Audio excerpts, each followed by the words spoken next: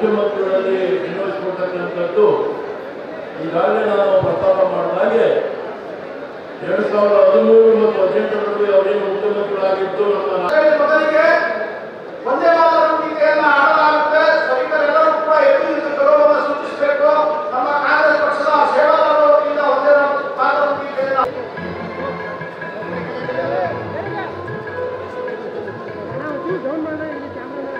ಆಯ್ತು. ಒಂದೇ ಒಂದು ಕ್ಲಿಪ್ಪು ಒಂಚೂರು ಹಚ್ಚೋರು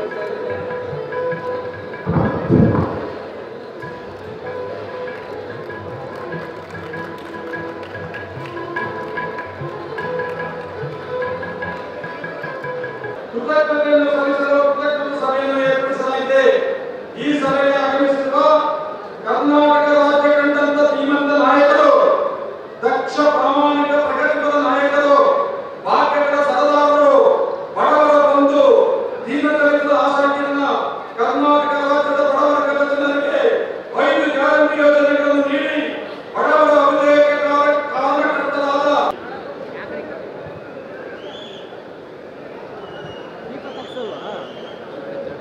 ಎಲ್ಲರಿಗೂ ನಮಸ್ಕಾರ. ಧನ್ಯವಾದಗಳನ್ನು ನಾವು ತಿಳಿಸಬೇಕಾಗ್ತದೆ. ಒಬ್ಬ ರೈತರ ಕಷ್ಟ, ಒಬ್ಬ ಬಡವನ ಕಷ್ಟವನ್ನ ಅರಿತು ದಾಖಲೆಗಳು ಉಳಿಸಲ್ಪಡೆ ಇರ್ತದೆ. ಎಲ್ಲ ದೊರೆಯುತ್ತದೆ ಮತ್ತು ಇಲ್ಲಿ ಸೇರಿರುವ ಕಾಂಗ್ರೆಸ್ನ ಬಂಧುಗಳಿಗೆ ಮಾಧ್ಯಮಿದ್ದಾರೆ. ಪ್ರದೇಶ ಕಾಂಗ್ರೆಸ್ ಸಮಿತಿಯ ಉಪಾಧ್ಯಕ್ಷರಾಗಿ ಚುನಾವಣೆಗೆ ಅಗತ್ಯವಾಗಿ ನಿಂತು ಕೆಲಸ ಮಾಡಿರುವಂತಹ MP ಸಿದ್ದರಾಮಯ್ಯ ಈ ಕ್ಷೇತ್ರದ ಉಸ್ತುವಾರಿ, ಅದರ ಮೌಲ್ಯ ಮತ್ತು ಕಾನೂನು ಬದ್ಧತೆಯನ್ನು ತಿಳಿಸಿದಂಥ ನಮ್ಮೆಲ್ಲರ ನೆಚ್ಚಿನ ನಾಯಕರಾದಂಥ ಮಹದೇವಪ್ಪನವರೇ, ಈ ಕ್ಷೇತ್ರ 6 ತಿಂಗಳು ಹೋಗುತ್ತಿದೆ. ವಿಶೇಷವಾಗಿ ರೆವಿನ್ಯೂ ಮಿನಿಸ್ಟರ್ ಕೂಡ ಕಿಶೋರರು ಕೂಡ ಇದಕ್ಕೆ ಮಾಹಿತಿಯನ್ನು ತಯಾರು ಮಾಡುತ್ತಿದ್ದಾರೆ. ಈ ವರ್ಷದ ಒಳಗಡೆ ಮಾಜಿ ಸಚಿವರಾದ ಪುಟ್ಟಸ್ವಾಮಿ ಸಾಹೇಬರಿಗೆ ಧನ್ಯವಾದಗಳು. ಈಗ ಈ ಸಭೆಯನ್ನು ಉದ್ದೇಶಿಸಿ ಮಾನ್ಯ ಶ್ರೀ ಮುನಿಯಪ್ಪ ಸಾಹೇಬರವರು, ಆಹಾರ ಮತ್ತು ನಾಗರಿಕ ಸರಬರಾಜು ಸಚಿವರು, ಅವರು ಈ ಸಭೆಯನ್ನು ಉದ್ದೇಶಿಸಿ ಮಾತನಾಡಬೇಕು ಅಂತ ಹೇಳಿ ವಿಷಯದಲ್ಲಿ ಯುವ ನಾಯಕ ಸುನೀಲ್ ಬೋಸ್ ಅವರು ಬಹಳ ದೊಡ್ಡ ಜವಾಬ್ದಾರಿಯನ್ನು ಇವತ್ತು ಈ ಕ್ಷೇತ್ರದಲ್ಲಿ ಜನ ಕೊಟ್ಟಿದ್ದಾರೆ. ನಾನು ಕೇಂದ್ರದಲ್ಲಿ ಕೆಲವು ರೀತಿಯಲ್ಲಿ ಅರ್ಹರಿಲ್ಲದೆ ಇರುವಂಥ APL ಇಟ್ಟಿದ್ದೇವೆ. ಇನ್ನು ಸುಮಾರು 2 ಲಕ್ಷ ಕಾಗದಗಳನ್ನು 3 ತಿಂಗಳಲ್ಲಿ ಮಾಡಿ ಸರ್ಕಾರ ಹಿಂದೆ ಪೆಂಡಿಂಗ್ ಇದ್ದು ಹಿಂದಿನ ಸರ್ಕಾರ ಇದ್ದಾರೆ 2,95,000 ಅದು ಕೂಡ ಸನ್ಮಾನ್ಯ ಮುಖ್ಯಮಂತ್ರಿಗಳು ನಿನ್ನೆ ಆದೇಶವನ್ನು ಕೊಟ್ಟಿದ್ದಾರೆ. ಮಹತ್ವವಾದ ನಿರ್ಣಯವನ್ನು ಮಾಡ್ತಾರೆ. ಅದು ಸನ್ಮಾನ್ಯ ಮುಖ್ಯಮಂತ್ರಿಗಳು ಮಾಡೋದಕ್ಕೆ ವಿಶೇಷವಾದ ಧನ್ಯವಾದಗಳನ್ನು ಹೇಳ್ತಾರೆ. ಈ ಸಂದರ್ಭದಲ್ಲಿ ಇಲ್ಲಿ ಜನಾಂಗದವರು ಮಾಡ್ತಾ ಇದ್ದಾರೆ. ಮುಂದಿನ ಸನ್ಮಾನ ತಾಲೂಕು ಸಂಘದವರಿಂದ, ಅದಾದ ನಂತರ ಜಿಲ್ಲಾ ಸಂಘದವರಿಂದ ಸನ್ಮಾನ.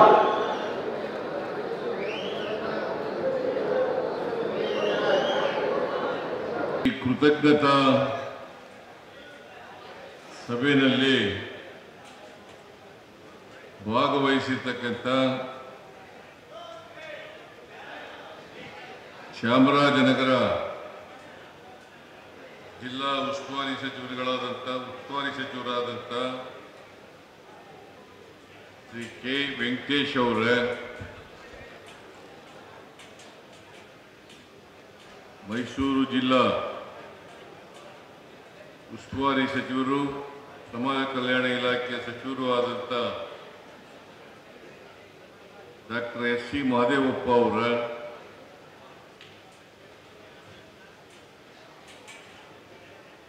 ಆಹಾರ ಮತ್ತು ನಾಗರಿಕ ಸರಬರಾಜು ಸಚಿವರಾದಂಥ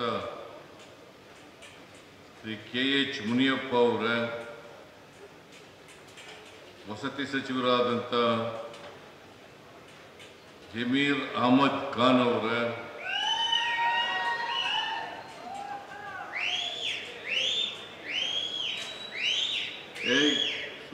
ಸಿನಿಮಾ ಥಿಯೇಟ್ರೇನೇ ಇದು,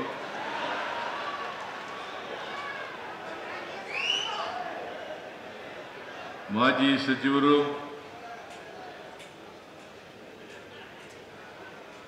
MSILನ ಅಧ್ಯಕ್ಷರು ಶಾಸಕರು ಆದಂಥ ಶ್ರೀ ಪುಟ್ಟರಂಗ ಶೆಟ್ಟಿ ಅವರೇ, ಶಾಸಕರಾದಂಥ AR ಕೃಷ್ಣಮೂರ್ತಿ ಅವರೇ,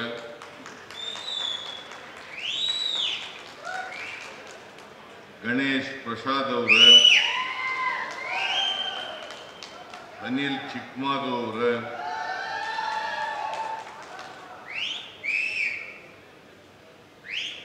ಡಾಕ್ಟರ್ ಯತೀಂದ್ರ ಸಿದ್ದರಾಮಯ್ಯ ಅವರೇ,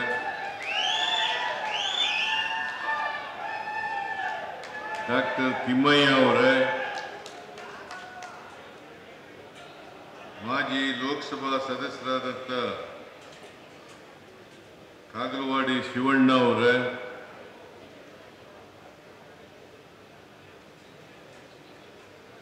ಉಗ್ರಾಣ ನಿಗಮದ ಅಧ್ಯಕ್ಷರು ಮಾಜಿ ಶಾಸಕರು ಆದಂಥ ಶ್ರೀ ಜಯಣ್ಣ ಅವರೇ, ಮಾಜಿ ಲೋಕಸಭಾ ಸದಸ್ಯರಾದಂಥ ಸಿದ್ದರಾಜು ಅವರೇ, ಮಾಜಿ ಶಾಸಕರಾದಂಥ ನರೇಂದ್ರ ಅವರೇ, ನಂಜುಂಡಸ್ವಾಮಿ ಅವರೇ, ಸೋಮಶೇಖರ್ ಅವರೇ, ಗ್ಯಾರಂಟಿ ಅನುಷ್ಠಾನ ಸಮಿತಿಯ ರಾಜ್ಯ ಉಪಾಧ್ಯಕ್ಷರಾದಂಥ ಪುಷ್ಪಾ ಅಮರನಾಥ್ ಅವರೇ, ಚಾಮರಾಜನಗರ ಜಿಲ್ಲಾ ಕಾಂಗ್ರೆಸ್ನ ಅಧ್ಯಕ್ಷರಾದಂಥ ಮರುಸ್ವಾಮಿ ಅವರೇ, ಮೈಸೂರು ಜಿಲ್ಲಾ ಗ್ರಾಮಾಂತರ ಅಧ್ಯಕ್ಷರಾದಂಥ ವಿಜಯಕುಮಾರ್ ಅವರೇ, ಮಾಜಿ ಸಚಿವರಾದಂಥ ಶಿವಣ್ಣ ಅವರೇ, ಮಾಜಿ ಶಾಸಕರಾದಂಥ ಭಾರತಿ ಶಂಕರ್ ಅವರೇ, ಮಾಜಿ ಶಾಸಕರಾದಂಥ ಬನ್ನೂರು ಕೃಷ್ಣಪ್ಪ ಅವರೇ, ವೇದಿಕೆ ಮೇಲಿರ್ತಕ್ಕಂಥ ಎಲ್ಲ ಕಾಂಗ್ರೆಸ್ ಪಕ್ಷದ ಮುಖಂಡರುಗಳೇ, ಇಲ್ಲಿ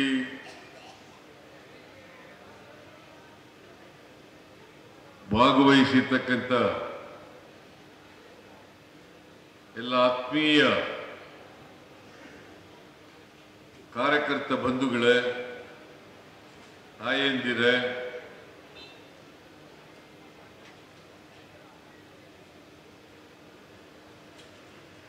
ಯುವಕ ಮಿತ್ರರೇ, ಮಾಧ್ಯಮದ ಗೆಳೆಯರು, ಇದು ಚಾಮರಾಜನಗರ ಲೋಕಸಭಾ ಕ್ಷೇತ್ರದ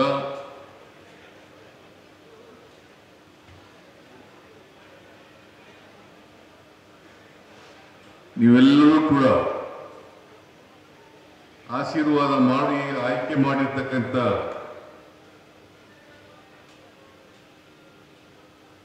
ಸುನಿಲ್ ಬೋಸ್ ರವರೇ,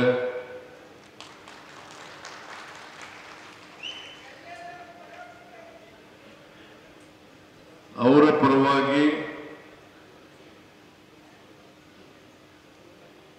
ಪಕ್ಷದ ಪರವಾಗಿ ಸರ್ಕಾರದ ಪರವಾಗಿ ಸುನಿಲ್ ಬೋಸ್ ರವರಿಗೆ ನೀವೆಲ್ಲ ಆಶೀರ್ವಾದ ಮಾಡಿ ಲೋಕಸಭೆಗೆ ಕಳಿಸಿಕೊಟ್ಟಿದ್ದೀರಿ. ಅದಕ್ಕೋಸ್ಕರ ನಿಮ್ಮೆಲ್ಲರಿಗೂ ಕೂಡ ಚಾಮರಾಜನಗರ ಕ್ಷೇತ್ರದ ಎಲ್ಲ ಮತದಾರ ಬಂಧುಗಳಿಗೆ ನಾನು ಬಹಳ ವಿನಯಪೂರ್ವಕವಾಗಿ ಕೃತಜ್ಞತೆಗಳನ್ನು ಸಲ್ಲಿಸಲಿಕ್ಕೆ ಬಯಸ್ತಾ ಇದ್ದೇನೆ.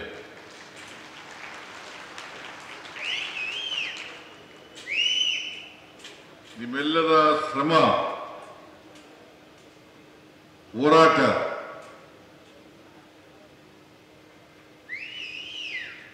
ಜನರ ಮತದಾರರ ಮನವನ್ನು ಒಲಿಸಿ ಸುನಿಲ್ ಬೋಸ್ ಅವರಿಗೆ ಸುಮಾರು 2 ಲಕ್ಷ ಮತಗಳನ್ನು ತಂದುಕೊಟ್ಟಿದ್ದೀರಿ. ಇದು ದೊಡ್ಡ ಅಂತರನೇ. ಇಷ್ಟೊಂದು ಅಂತರದಿಂದ ಅವರು ಗೆಲ್ಲಬೇಕಾದ್ರೆ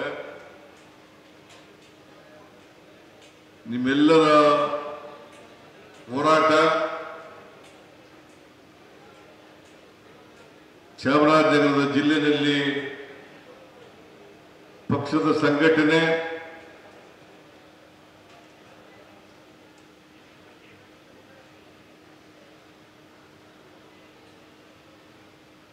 ಈ ಕಾರಣಗಳಿಂದ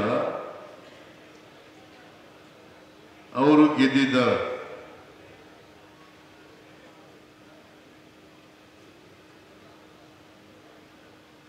ಎರಡು ಲಕ್ಷ ಮತಗಳ ಅಂತರ ಅಂತಂದ್ರೆ ಕಡಿಮೆ ಅಲ್ಲ.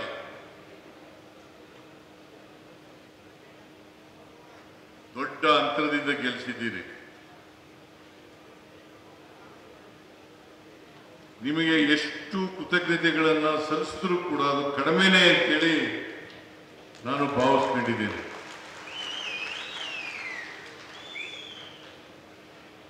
ಮಾದೇವಪ್ಪನವರು ಮತ್ತೆ ಸುನೀಲ್ ಬೋಸ್ ಅವರು, ವೆಂಕಟೇಶ್ ಅವರು ಇಂಥ ಒಂದು ಕೃತಜ್ಞತಾ ಸಭೆಯನ್ನ ಏರ್ಪಾಡು ಮಾಡಿದ್ದೇವೆ. ನೀವು ಬರಲೇಬೇಕು ಅಂತೇಳಿ ಒತ್ತಾಯ ಮಾಡೋದು.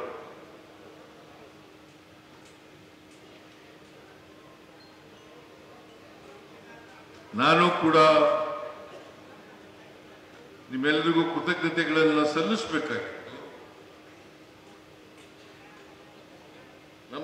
ನಿಮ್ಮ ರಾಜಕೀಯ ಸಂಬಂಧ ನಿನ್ನೆ ಮೊನ್ನೆದಲ್ಲ,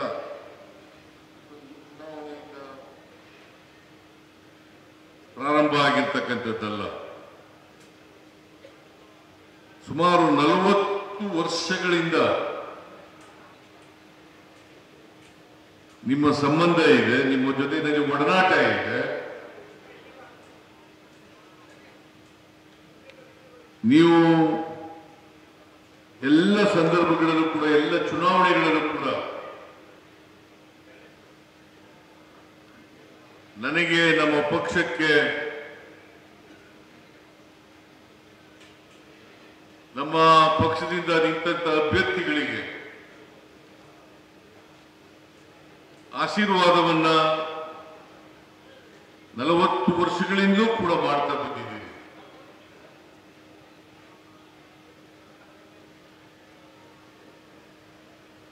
ನಿಮ್ಮ ಋಣವನ್ನ ತೀರಿಸ್ತಕ್ಕಂಥ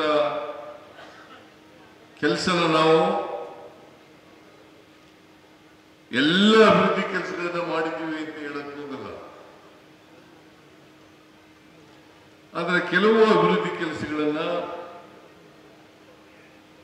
ಚಾಮರಾಜನಗರ ವಿಧಾನಸಭಾ ಕ್ಷೇತ್ರದಲ್ಲಿ ಮಾಡಿದ್ದೇವೆ.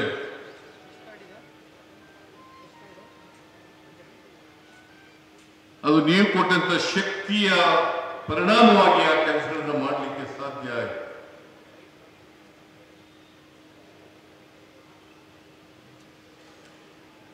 ಕಾಂಗ್ರೆಸ್ ಪಕ್ಷ ಯಾವಾಗ ಅಧಿಕಾರಕ್ಕೆ ಬಂದರೂ ಕೂಡ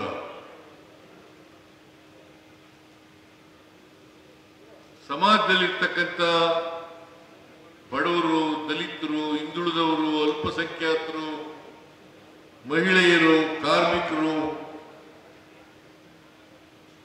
ರೈತರು, ಈ ವರ್ಗದ ಜನರ ಪರವಾಗಿ ಕೆಲಸ ಮಾಡ್ತಾ ಬಂದಿದೆ. ಇದನ್ನ ನಾನು ಉತ್ಪ್ರೇಕ್ಷೆಯಿಂದ ಮಾತನಾಡ್ತಾ ಇಲ್ಲ. ನೆಹರೂರವರ ಕಾಲದಿಂದ ಇಲ್ಲಿವರೆಗೆ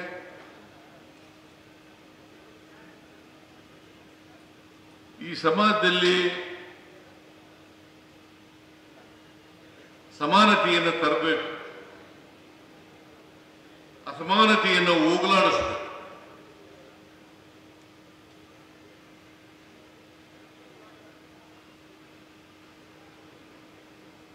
ಸರ್ವ ಜನರ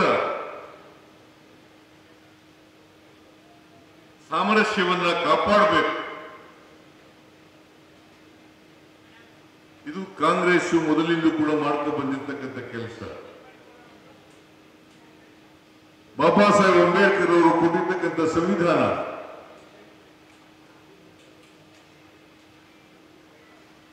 ಆ ಸಂವಿಧಾನದಲ್ಲಿ ಸಮಾಜ ನಿರ್ಮಾಣ ಮಾಡತಕ್ಕಂಥ ಎಲ್ಲರ ಹಕ್ಕುಗಳನ್ನು ರಕ್ಷಣೆ ಮಾಡತಕ್ಕಂಥ ಸಮಾಜದಲ್ಲಿರ್ತಕ್ಕಂಥ ಎಲ್ಲ ಜನರಿಗೆ ದಲಿತರು, ಹಿಂದುಳಿದವರು, ಅಲ್ಪಸಂಖ್ಯಾತರು,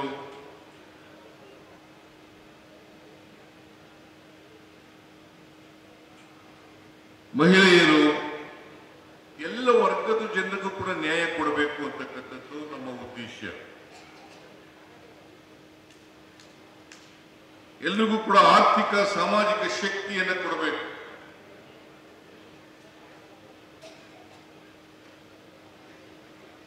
ವಿರೋಧ ಪಕ್ಷದವರು ಮಾತನಾಡ್ತಾರೆ,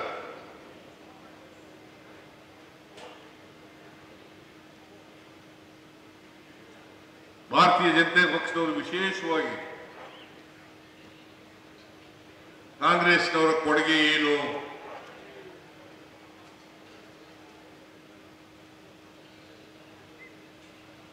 ಕಾಂಗ್ರೆಸ್ನವರು ಏನು ಮಾಡಿಲ್ಲ, ಕಾಂಗ್ರೆಸ್ನವರು ಈ ದೇಶಕ್ಕೆ ಸ್ವಾತಂತ್ರ್ಯವನ್ನು ತಂದುಕೊಟ್ಟತಕ್ಕಂಥ ಪಕ್ಷ.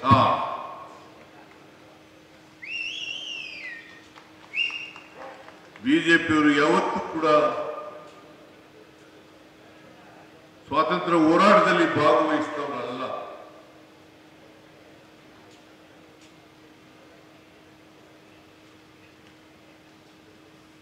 ಮಹಾತ್ಮ ಗಾಂಧೀಜಿಯವರ ನೇತೃತ್ವದಲ್ಲಿ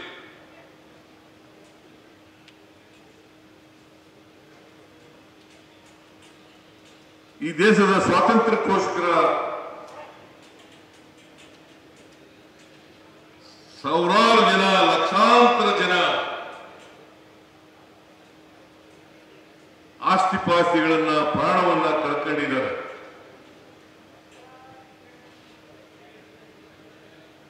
ಅದರಲ್ಲಿ ಹೆಚ್ಚಾಗಿ ಕಾಂಗ್ರೆಸ್ನವರು. ನಿಮ್ಗೆಲ್ಲ ಜ್ಞಾಪಕ ಇರಬೇಕು, ಕ್ವಿಟ್ ಇಂಡಿಯಾ ಮೂವ್ಮೆಂಟ್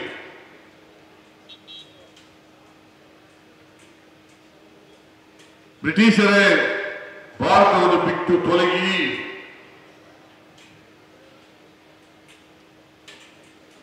ಅಂತಕ್ಕಂಥ ಘೋಷಣೆಯನ್ನ ಮಹಾತ್ಮ ಗಾಂಧೀಜಿಯವರು ಕೊಟ್ಟಾಗ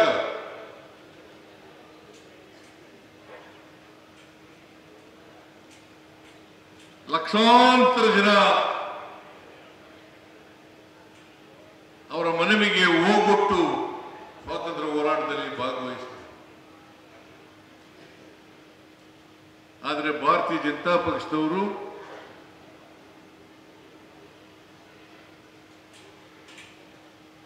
ಕ್ವಿಟ್ ಇಂಡಿಯಾ ಮೂವ್ಮೆಂಟ್ ಆ ಸಂದರ್ಭದಲ್ಲಿ ಬ್ರಿಟಿಷ್ನವ್ರ ಜೊತೆ ಶಾಮೀಲಾಗಿದ್ರು ಅಂತಕ್ಕಂಥದ್ದು.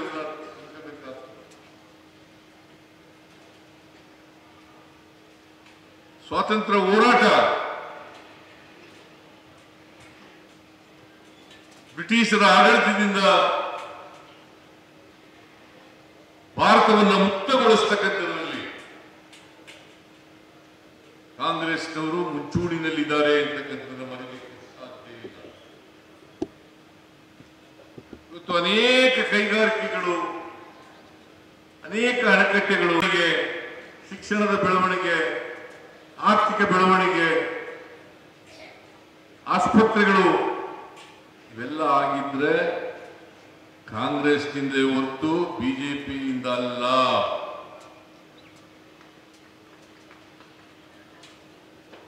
ಈಗ ನಾನು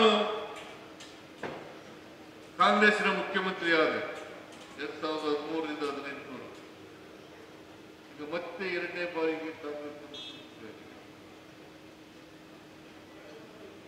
ಹಿಂದೆ ಮುಖ್ಯಮಂತ್ರಿ ಆಗಿರುವಾಗ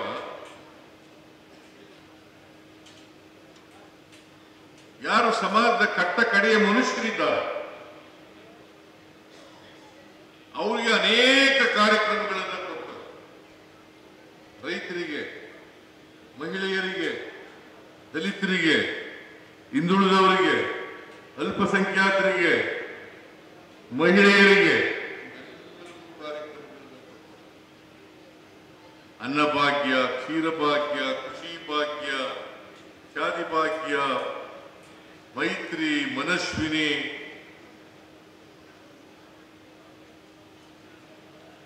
ಅನುಗ್ರಹ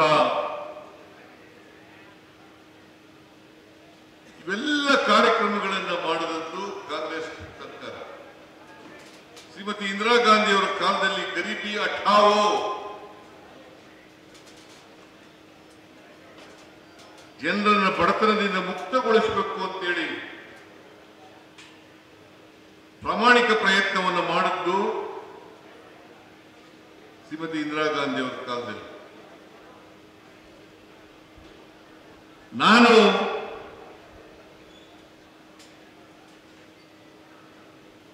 ಬಡವರ ಪರವಾದಂತ ಅನೇಕ ಕಾರ್ಯಕ್ರಮಗಳನ್ನು ಕೊಟ್ಟಿದ್ದೇನೆ. ಈ ಎರಡನೇ ಬಾರಿ ಮುಖ್ಯಮಂತ್ರಿ ಆದ್ಮೇಲೆ ಆ ಕಾರ್ಯಕ್ರಮಗಳೆಲ್ಲ ಮುಂದುವರಿಸಿ 2013ರಿಂದ 2018 ಕೊಟ್ಟಿದ್ದಂತಹ ಕಾರ್ಯಕ್ರಮಗಳು, ಅವುಗಳ ಜೊತೆಗೆ 5 ಗ್ಯಾರಂಟಿಗಳನ್ನು ಕೂಡ ಕೊಟ್ಟಿದ್ದೀವಿ. ಶಕ್ತಿ ಯೋಜನೆ, ಗೃಹಲಕ್ಷ್ಮಿ ಯೋಜನೆ,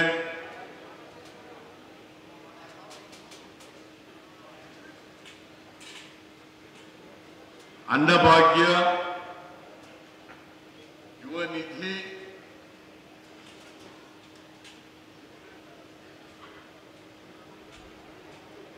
ಹೀಗೆ 5 ಯೋಜನೆಗಳನ್ನ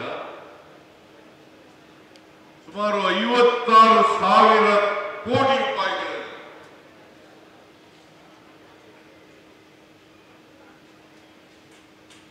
ಈ ಎಲ್ಲ ಸಮಾಜದಲ್ಲಿರ್ತಕ್ಕಂಥ ಎಲ್ಲ ಬಡವರು, ಯಾವುದೇ ಜಾತಿಗೆ ಸೇರಿರಲಿ, ಯಾವುದೇ ಧರ್ಮಕ್ಕೆ ಸೇರಿರಲಿ, ಎಲ್ಲರಿಗೂ ಕೂಡ ಕೊಡ್ತಕ್ಕಂಥ ಕಾರ್ಯಕ್ರಮಗಳನ್ನು ಮಾಡಿದ್ದೀವಿ. ಬಿಜೆಪಿಯವರು ಹೇಳ್ತಾರೆ, ಮೊದಲು ಹೇಳ್ತಿದ್ರು ಈ ಗ್ಯಾರಂಟಿಗಳನ್ನ ಜಾರಿ ಮಾಡಕ್ಕಾಗಲ್ಲ, ಎಲ್ಲ ಜಾರಿ ಕೊಟ್ಟು 1 ವರ್ಷ ಆದ್ಮೇಲೆ ಈಗ ಹೇಳ್ತಾರೆ ರಾಜ್ಯ ಸರ್ಕಾರದಲ್ಲಿ ದುಡ್ಡಿಲ್ಲ, ರಾಜ್ಯ ಸರ್ಕಾರದಲ್ಲಿ ದುಡ್ಡಿಲ್ಲ, ರಾಜ್ಯ ಸರ್ಕಾರ ಆರ್ಥಿಕವಾಗಿ ದಿವಾಳಿಯಾಗಿದೆ,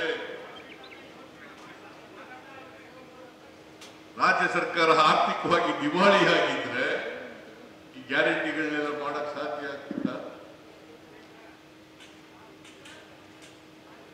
ನಾನು ಹೇಳ್ತೀನಿ, ಇವತ್ತು ಮುಖ್ಯಮಂತ್ರಿಯಾಗಿ, ರಾಜ್ಯದ ಮುಖ್ಯಮಂತ್ರಿಯಾಗಿ ಹೇಳ್ತೀನಿ, ಬಜೆಟ್ನಲ್ಲಿ ಘೋಷಣೆ ಮಾಡಿರ್ತಕ್ಕಂಥ ಯಾವುದೇ ಅಭಿವೃದ್ಧಿ ಕಾರ್ಯಕ್ರಮಗಳಿಗೆ ದುಡ್ಡಿನ ತೊಂದರೆ ಇಲ್ಲ.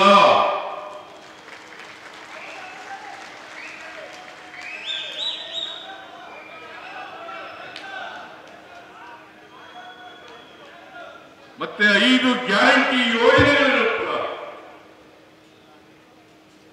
ನಮ್ಮ ಸರ್ಕಾರದ ಅವಧಿವರೆಗೆ ಯಾವ ಕಾರಣಕ್ಕೂ ಕೂಡ ನಿಲ್ಲಿಸಲ್ಲ ಅಂತಕ್ಕಂಥ ಭರವಸೆಯನ್ನು ಕೂಡ ಕೊಡಲಿಕ್ಕೆ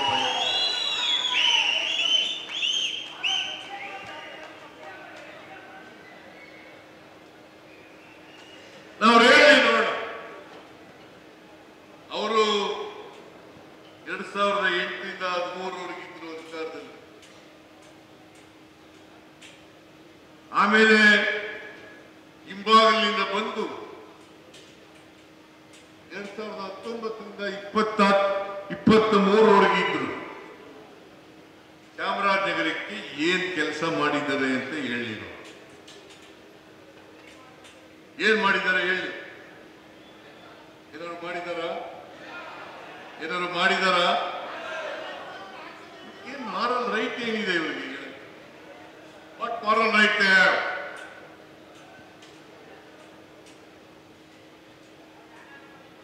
ಸುಮ್ಮನೆ ಹೇಳೋದು, ಸುಳ್ಳನ್ನೇ 100 ಸಾರಿ ಹೇಳಿ ಸತ್ಯ ಮಾಡಲಿಕ್ಕೆ ಪ್ರಯತ್ನವನ್ನು ಮಾಡೋದು.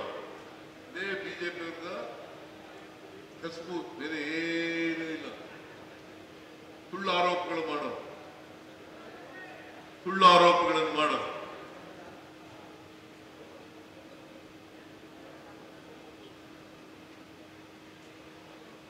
ಯಾರು ವಿರೋಧ ಪಕ್ಷದವರು ಪ್ರಜಾಪ್ರಭುತ್ವ ವ್ಯವಸ್ಥೆಯಲ್ಲಿ ಸಕ್ರಿಯವಾಗಿರಬೇಕು. ನಿಜ,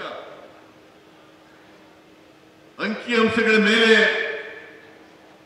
ಸರ್ಕಾರ ಮಾಡತಕ್ಕಂಥ ತಪ್ಪುಗಳನ್ನ, ದೋಷಗಳನ್ನ ಹೇಳಬೇಕು. ಅದು ಬಿಟ್ಟು ಸುಳ್ಳು ಆರೋಪಗಳನ್ನ ಮಾಡಿ ಜನರನ್ನ ದಾರಿ ತಪ್ಪಿಸ್ತಕ್ಕಂಥ ಕೆಲಸವನ್ನ ಮಾಡಲಿಕ್ಕೆ ಸಾಧ್ಯ ಇಲ್ಲ.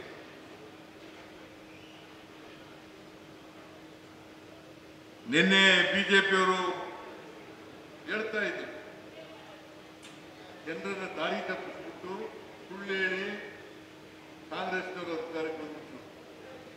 ಏನ್ ದಾರಿ ತಪ್ಪಿಸಿ ಸುಳ್ಳು ಹೇಳಿ 1 ಲಕ್ಷ ಎಷ್ಟು 1,88,000 ಮತಗಳ ಅಂತರದಿಂದ ಗೆಲ್ಲಿಕ್ಕೆ ಸಾಧ್ಯ ಆಯ್ತಿತ್ತ? ಹೇಳಿ ನೋಡೋಣ. ಜನ ನಿಮ್ಮ ಆಶೀರ್ವಾದ ಇದೆಯಲ್ಲ, ನೀವು ಕೊಟ್ಟಿರ್ತಕ್ಕಂಥ ತೀರ್ಪಿದೆಯಲ್ಲ, ಪ್ರಜಾಪ್ರಭುತ್ವದಲ್ಲಿ ಅದೇ ಅಂತಿಮ. ಅದನ್ನ ಅರ್ಥ ಮಾಡ್ತೀವಿ. ನಾವು ಎಷ್ಟೇ ಸುಳ್ಳು ಹೇಳಿದ್ರು ಕೂಡ, ಎಷ್ಟು ಬೊಗಳೆ ಬಿಟ್ಟರು ಕೂಡ, ನಾವು ಅದನ್ನ ಮಾಡಿದೀವಿ ಇದನ್ನ ಮಾಡಿದೀವಿ ಅಂತ ಹೇಳಿದ್ರು ಕೂಡ ಬಿಜೆಪಿಯವರು ತಿಳ್ಕೊಂಡಿರೋ ರೀತಿಯಲ್ಲಿ ಮತದಾರರು ದಡ್ರಲ್ಲ.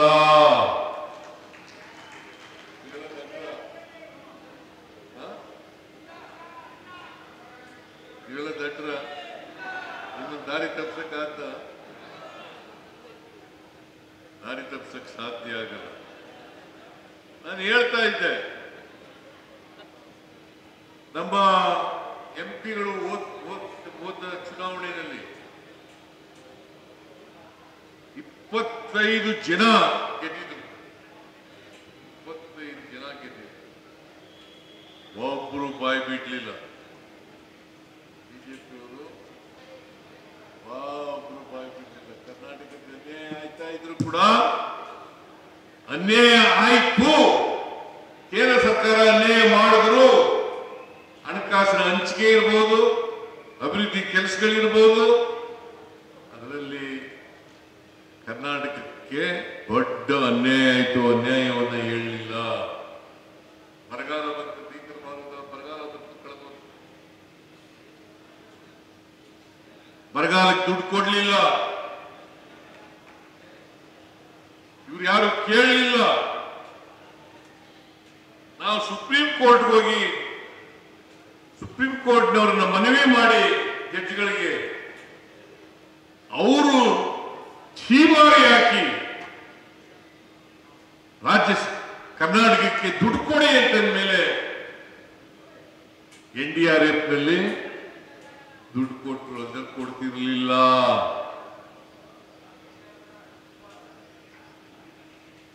ಒಬ್ಬ ಮಂತ್ರಿ ಒಂದೊಂದು ಸುಳ್ಳು ಹೇಳೋದು, ಕೊಡ್ಲಿಲ್ಲ. ಅದಕ್ಕೆ ನಾನು ಈ ಸಾರಿ ಎಲ್ಲ ಎಂಪಿಗಳಿಗೆ, ಹೊಸದಾಗಿ ಗೆದ್ದಿರ್ತಕ್ಕಂಥ ಎಂಪಿಗಳಿಗೆ, ಮಂತ್ರಿಗಳಿಗೆ, ರಾಜ್ಯದಿಂದ 5 ಜನ ಮಂತ್ರಿಗಳಾಗಿದ್ದಾರೆ, ಅವ್ರಿಗೆಲ್ಲರಿಗೂ ಮನವಿ ಮಾಡಿದ್ದೀನಿ, ಹಿಂದೆ ಮಾಡೋ ರೀತಿ ಮಾಡಬೇಡ್ರಪ್ಪ. ಮುಂದೆ ಸರಿಯಾದ ರೀತಿಯಲ್ಲಿ ಕರ್ನಾಟಕ ಪರವಾಗಿ ಧ್ವನಿ ಎತ್ತಿ, ನಿಮ್ಮ ಪರವಾಗಿ ಕರ್ನಾಟಕದ ಜನರ 7 ಕೋಟಿ ಕನ್ನಡಿಗರ ಪರವಾಗಿ ಪಾರ್ಲಿಮೆಂಟ್ ನಲ್ಲಿ ಧ್ವನಿ ಎತ್ತಿ ಅಂತೇಳಿ ಮನವಿ ಮಾಡಿದ್ದೀನಿ. ಒಬ್ಬರೇ ಗೆದ್ದಿರೋದು. ಏನು ಬಿಜೆಪಿಯವರು ಏನಂತ ಇದ್ದಾರೆ ಅಂತಂದ್ರೆ, ನಿಜವಾಗಿ ಸೋಲಾಗಿರೋದು ಅವ್ರಿಗೆ, ಬಿಜೆಪಿಯವರಿಗೆ. ಯಾಕೆಂದ್ರೆ ನಾವು 1 ಸ್ಥಾನದಿಂದ 9 ಸ್ಥಾನ ಗೆದ್ದಿದ್ದೀವಿ. 13% ವೋಟ್ ನಮಗೆ ಜಾಸ್ತಿ ಬಂದಿದೆ. 13% ಜಾಸ್ತಿ ಬಂದಿದೆ. ರಾಷ್ಟ್ರ ಮಟ್ಟದಲ್ಲಿ 303 ಸ್ಥಾನ ಇತ್ತು. 303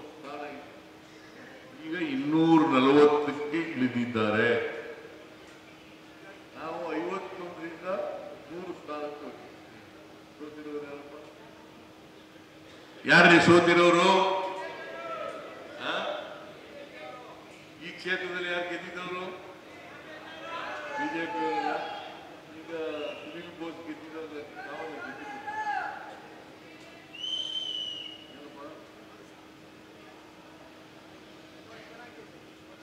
9 ಜನ ಕಾಂಗ್ರೆಸ್ ಪಕ್ಷದ ಗೆದ್ದಿದ್ದೀವಿ. ನಾವು ಇನ್ನೂ ಜಾಸ್ತಿ ಗೆಲ್ಲಬೇಕು ಅಂತ ಲೆಕ್ಕ ಹಾಕೊಂಡಿದ್ವಿ. 14-15 ಗೆಲ್ತೀವಿ ಅಂತ ನಮ್ಮ ಲೆಕ್ಕಾಚಾರ ಇತ್ತು. ಆದ್ರೆ 14-15 ಜನರನ್ನ 15 ಜನ ಗೆಲ್ಲಕ್ಕಾಗ್ಲಿಲ್ಲ. 9 ಸ್ಥಾನಗಳನ್ನ ಗೆದ್ದಿದ್ದೀವಿ. 13% ವೋಟ್ ನಮಗೆ ಜಾಸ್ತಿ ಬಂತು. 2019 ಚುನಾವಣೆಗೆ ಕಂಪೇರ್ ಮಾಡಿದ್ರೆ, ಹೋಲಿಕೆ ಮಾಡಿದ್ರೆ ನಮಗೆ 13% ವೋಟ್ ಜಾಸ್ತಿ.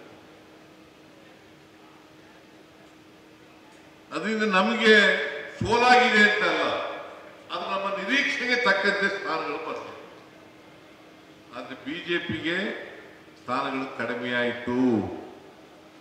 25 ಗೆದ್ದಿದ್ದವರು ಈಗ ಬಿಜೆಪಿ ಜೆಡಿಎಸ್ ಅಲಯನ್ಸ್ ಮಾಡ್ಕೊಂಡಿದ್ದಾರೆ. ಇಬ್ರು ಬಿಜೆಪಿ ಜೆಡಿಎಸ್ ಅಲಯನ್ಸ್ ಮಾಡ್ಕೊಂಡಿದ್ದಾರೆ. ಅವ್ರೇನಾರ ಮಾಡ್ಕೊಳ್ಳಿ, ಎಲ್ಲಿವರೆಗೆ ನಿಮ್ಮ ಆಶೀರ್ವಾದ ಇರ್ತದೆ ಅಲ್ಲಿವರೆಗೆ ನಮಗೆ ಅಪಜಯ ಆಗಲಿಕ್ಕೆ ಸಾಧ್ಯ ಇಲ್ಲ.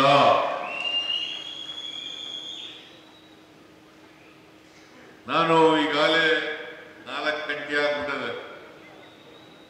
ಇನ್ನೊಮ್ಮೆ ಬರ್ತೀನಿ, ಭಾಷಣ ಮಾಡೋಣ. ಈಗ ಯಾವಾಗ ಬರ್ತಲೇ ಇರ್ತೀನಿ. ಅದು ಬೇರೆ ಚಾಮರಾಜನಗರಕ್ಕೆ ಬಂದ್ಬಿಟ್ರೆ ಅರ್ಕಾರ ಹೊಟ್ಟೋಯ್ತದೆ. ನಾನು 2ನೇ ಬಾರಿ ಚೀಫ್ ಮಿನಿಸ್ಟರ್ ಆಗಿದ್ದೀನಿ ಇಲ್ಲಿ ಬಂದ ಮೇಲೆ.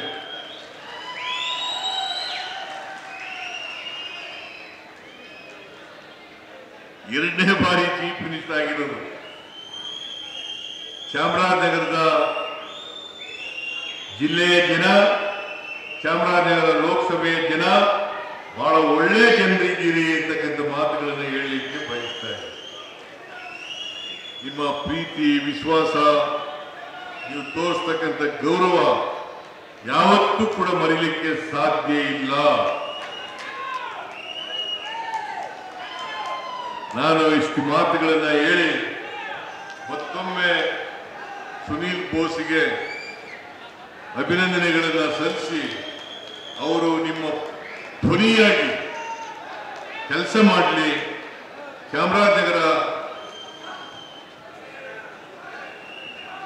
ಲೋಕಸಭಾ ಕ್ಷೇತ್ರಕ್ಕೆ ಅಭಿವೃದ್ಧಿ ಮಾಡತಕ್ಕಂಥ ಪ್ರಯತ್ನವನ್ನು ಮಾಡಲಿ ಅಂತೇಳಿ ಆಶಿಸಿ, ನಿಮ್ಮೆಲ್ಲರಿಗೂ ಮತ್ತೊಮ್ಮೆ ಕೃತಜ್ಞತೆಗಳನ್ನು ಸಲ್ಲಿಸಿ, ನಿಮ್ಮ ಪ್ರೀತಿ, ವಿಶ್ವಾಸ, ನಿಮ್ಮ ಆಶೀರ್ವಾದ ಸದಾ ನಮ್ಮ ಮೇಲೆ ಇರಲಿ ಅಂತೇಳಿ ಕೇಳ್ಕೊಂಡು ನಾನು ಮಾತು ಮುಗಿಸ್ತೇನೆ.